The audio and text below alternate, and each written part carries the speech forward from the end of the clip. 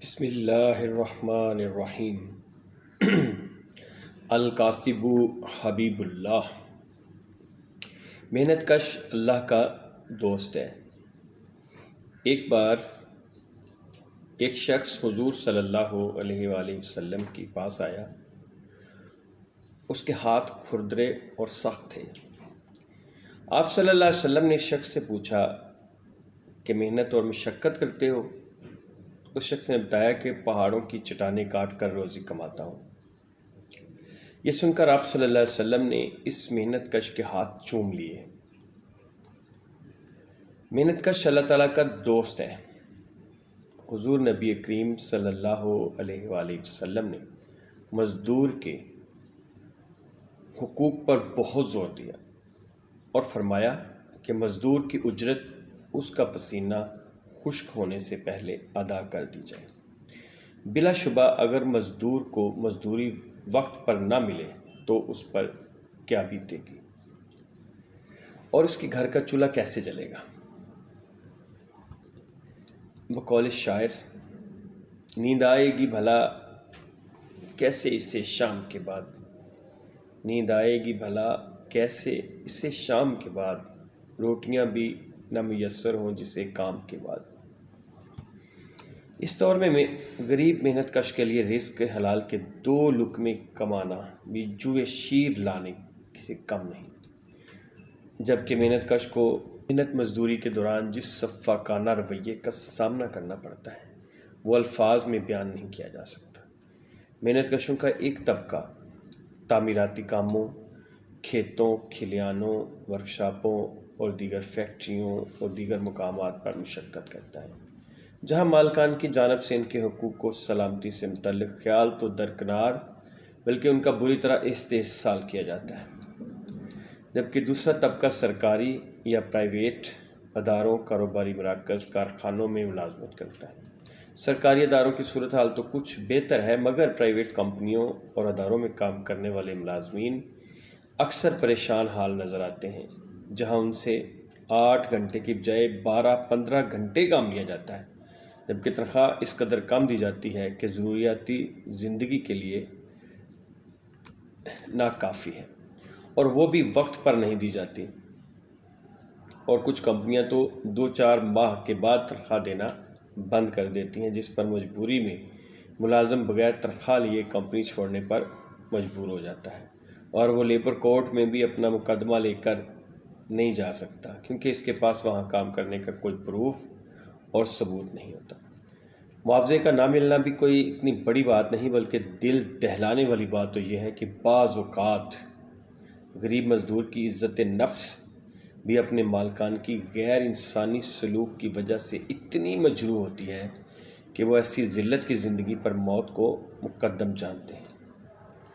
بقول شاعر، شہر میں مزدور جیسا در بدر نہیں کوئی، شہر میں مزدور جیسا در بدر نہیں کوئی، جس نے سب کے گھر بنائے اس کا گھر نہیں کوئی۔ 1 مئی کو شکاگو کے محنت کشوں کے ساتھ اظہار یکجہتی کے طور پر منایا جاتا ہے۔ اس دن کی مناسبت سے ملک بھر کے تمام چھوٹے بڑے شہروں میں تقریبات، سیمینارز، کانفرنسز اور ریلیوں کا انعقاد کیا جاتا ہے۔ ملک کے مزدوروں کے حقوق کی جدوجہد کو تیز کرنے، مہنگائی و بے روزگاری کے خاتمے، قومی اداروں کی نجکاری کے خاتمے، مزدور دشمن قوانین کی منسوخی، ٹھیکیداری نظام کے خاتمے، تنخواہوں اور مراعات میں اضافے سمیت مزدوروں محنت کشوں کے مسائل کو اجاگر کرنے کے لیے عملی اقدامات کا مطالبہ کیا جاتا ہے، لیکن افسوس کہ ان مزدوروں کو اس کی خبر ہی نہیں ہوتی، اور تقریباً 99% مزدور اس بات سے بالکل ناواقف رہتے ہیں کہ سال میں ایک دن ایسا بھی آتا ہے جو ان کے لیے خاص ہے، ان کے لیے خوشیاں منانے کا موقع ہے، چھٹی کر کے بال بچوں کے ساتھ گزارنے کا موقع ہے۔ اسے دنیا بھر میں مزدوروں کے عالمی دن کے طور پر منایا جاتا ہے۔ شاعر افضل خان نے کیا خوب کہا ہے کہ لوگوں نے آرام کیا اور چھٹی پوری کی، لوگوں نے آرام کیا اور چھٹی پوری کی، 1 مئی کو بھی مزدوروں نے مزدوری کی۔ بلا شبہ ایک عام مزدور صبح مزدوری کرتا ہے تو رات کو اس کا چولہا جلتا ہے۔ آج مزدوروں کو ان کے بنیادی حقوق کا تحفظ اور تعلیم، صحت، چھت اور روزگار کی ضمانت کی ضرورت ہے۔ مزدوروں کو ان کا جائز حق نہ ملنے کی وجہ سے حالات زندگی بہت ابتر ہیں، اور سب کے گھر بنانے والے یہ محنت کش اپنی چھت تک سے محروم ہیں۔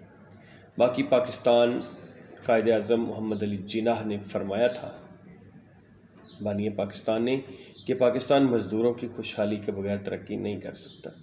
حکومت کو چاہیے کہ مزدوروں کے حالات میں بہتری لانے کے لیے اقدامات کرے۔